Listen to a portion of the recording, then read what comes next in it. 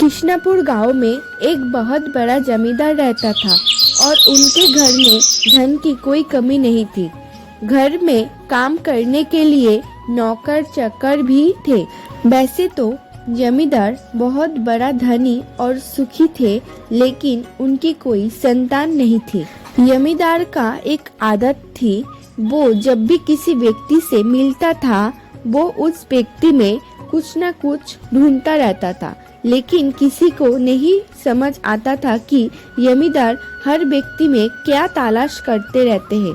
और तो और जमींदार की पत्नी यशोदा को भी पता नहीं होता है कि उसकी पति हर व्यक्ति में क्या तलाश करते रहते हैं। एक दिन यशोदा जमींदार को पूछ लिया, आप हर व्यक्ति में क्या ढूंढते रहते हैं? किस चीज की तलाश है आपको? जब मेरा ये तलाश पूरी हो जाएगी मैं तुम्हें जरूर बताऊंगा। सब्र करो, सही समय आने पे तुम्हें सब पता चल जाएगा। जमींदार के घर पर देवकी बर्तन धोने की काम करती थी। देवकी जमींदार की गांव में ही रहती थी और देवकी की पति रोहित एक लखाड़ा थी।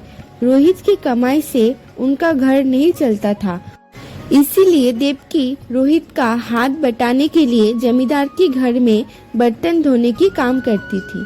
रोहित और देवकी की एक बेटी थी, सीता। सीता अपने घर में देवकी का हाथ बटाया करती थी। एक दिन जब देवकी काम पर जाने के लिए घर से निकल रही थी कि तब सीता कही, माँ, मैं भी आपके साथ चलूंगी। मुझे जमींदार बाबू के बड़ा घर देखनी है। बेटी सीता, मैं तो वहाँ काम करूँगी और वहाँ कोई भी नहीं है। तुम अकेली क्या करोगी? और तुम्हें तो रास्ते से गुजरते समय जमींदार का घर देखी है, फिर तुम वहाँ जाकर क्या करोगी?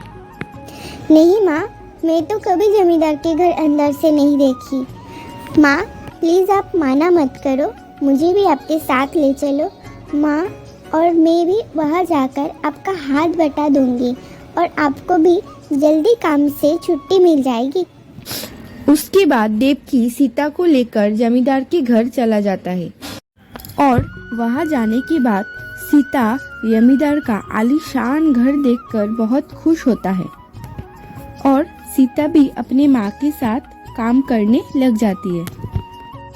देवकी और सीता काम कर ही रही होती है कि तभी सेठाइन बोलती है कि देवकी सुनो, हम दोनों थोड़ी देर के लिए घर से बाहर जा रहे हैं। तुम घर का ख्याल रखना, ठीक है? ठीक है सेठाइन जी, आप निश्चिंत होकर जाइए। मैं पूरे घर का अच्छे से ध्यान रखूंगा। देवकी के ऊपर पूरे घर का जिम्मेदारी देकर जमींदार और उसकी पत्नी दोनों घर से बाहर चले जाते हैं। कुछ देर बाद देवकी को घर की सफाई करते करते एक पोटली मिलती है और जब वो पोटली खोलकर देखती है तो उसमें बहुत सारा सोने के सिक्के रहते हैं। वो सिक्का देख के सीता और देवकी की आंख फटी की फटी रह जाती है और देवकी बोली, ये पोटली जरूर जमींदार की है। उनके आने तक ये पोटली कहीं पर संभाल कर रख देती हूँ। माँ, ये सिक्का हम रख लेते हैं ना, जमींदार बाबू तो बाहर गए हैं ना, और उनको तो कुछ पता भी नहीं चलेगा। नहीं बेटी, चोरी और लालच अच्छी बात नहीं होती है। मेरी ईमानदारी की वजह से मैं यहाँ पर काम कर रही हूँ और जमींदार बाबू पूरे घर की जिम्मेदारी मेरे ऊपर दे के गई है, सिर्फ मेरी ईमानदारी की वजह से। नहीं माँ, इस सिक्कों से हमारी गरीबी दूर हो जाएगी और तुम्हें यहाँ पर काम करने की जरूरत ही नहीं पड़ेगा।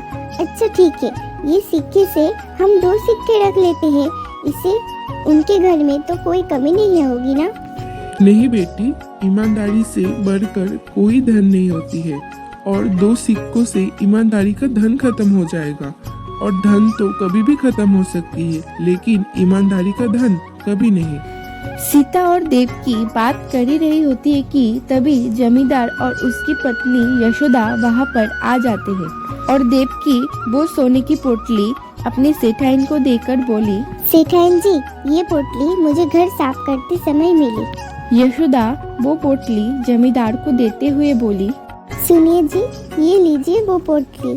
आप कब से ये पोटली की तलाश कर रहे थे ना, और ये पोटली देवकी ने मुझे दी।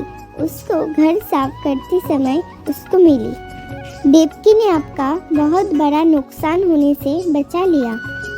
और वो पोटली देखकर जमींदार निश्चिंत का श्वास छोड़ा और देवकी को बोला, देवकी, आज तुमने मुझे बहुत बड़ा नुकसान होने से बचा लिया। तुम्हारी जगह कोई और होता तो हमें ये फनक भी लगने नहीं देता। मैं तुम्हारी ईमानदारी से बहुत खुश हूँ। इसका इनाम तुम्हें जरूर मिलेगा। ये बोलने के बाद जमींदार वो पोटली से 2 सिक्का निकालता है और देवकी को देता है। लेकिन वो सिक्का लेने से देवकी साफ इनकार कर देता है और बोलती है, जमींदार जी, मैं आपका ये सिक्का नहीं ले सकती हूँ। मेहनत की कमाई से इंसान खुश रहता है। मैं ये सिक्के की लालच में ये सब नहीं किया। लालच तो इंसान का सुकून छीन लेता है बस। जमींदार की बहुत बोलने के बाद भी देवकी वो सिक्का लेने से साफ मना कर दिया। और वो सब बातें कर रही होती है कि तभी सीता बोली, जमींदार जी, माँ तो मुझे पहले ही 2 सिक्के दे दिए थे और वो सिक्का मेरे पास हमेशा रहेगी। हमें और सिक्कों की जरूरत नहीं है। सीता की बात सुनकर तीनों की होश उड़ गए और जमींदार जल्दी से अपने सिक्कों की पोटली से वो सब सिक्का गिनने लगा। और वहाँ पर खड़ी हुई देवकी ये सोच में पड़ गई कि क्यों सीता ऐसा बोली। जमींदार सिक्कों की गिनती खत्म करके बोला, इसमें तो पूरे सिक्के हैं। फिर देवकी तुम्हें 2 सिक्का कहाँ से दिया? मुस्कुराते हुए सीता बोली, जमींदार जी, माँ तो मुझे वो सिक्का अपने पास से दिया है। एक सिक्का ईमानदारी और दूसरा आत्मसम्मान।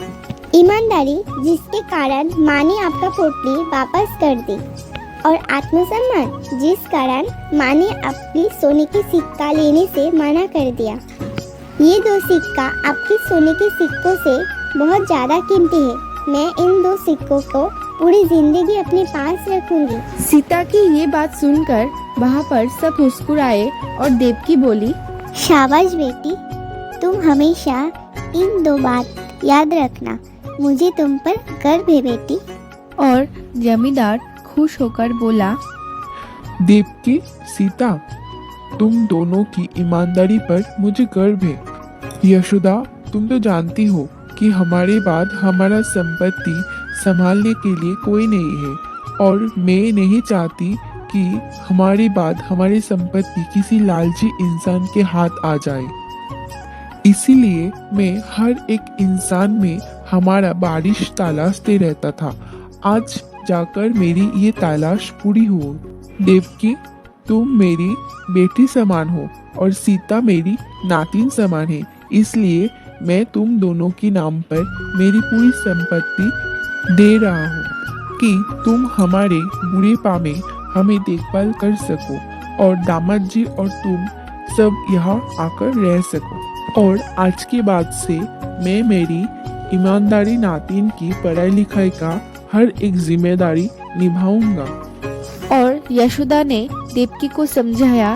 देवकी मान भी गया और इसी तरह देवकी की ईमानदारी की वजह से उसकी बेटी सीता का भविष्य संभल गया। तो दोस्तों, आज की स्टोरी आपको कैसी लगी कमेंट में ज़रूर बताएं, और वीडियो पसंद आए तो वीडियो को लाइक कर दीजिए और चैनल में नए तो चैनल को सब्सक्राइब। फिर मिलते हैं नए वीडियो के साथ, तब तक आप खुश रहिए। बाय।